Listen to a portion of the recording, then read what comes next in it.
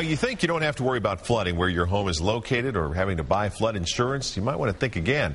Consumer reporter John Matarese shows how a new FEMA mapping could force you to buy expensive flood insurance. You can tell that our basement starts pretty much right along here. Chris and Kate Howarth love how their home sits high on a bluff about 40 feet above a small creek at the end of their property. That little creek was never an issue until they recently received a surprising letter from their mortgage lender.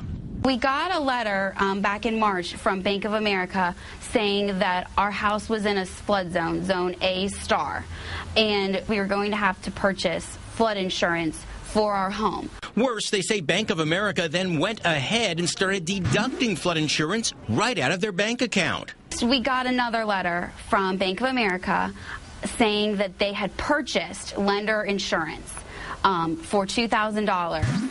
Another $2,000 a year. But Chris and Kate insist their home is not in a flood zone. Has that water ever come near the house? No, it has never come near the house. They even have a document from their insurer, State Farm, stating that their structure is not in a floodplain. And they have another from the county saying the house is well above base flood elevations. We have paperwork from the county saying that our house is well above the flood zone.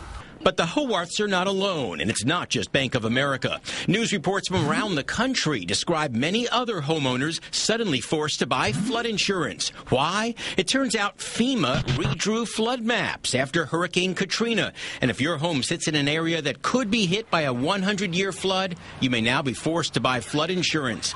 I called Bank of America, and the lender promised to review the Howarths' paperwork and reconsider if there's enough proof this house on the hill is not in a flood zone. Until then, the Howarths' dreamy view is costing them hundreds of dollars they can't afford.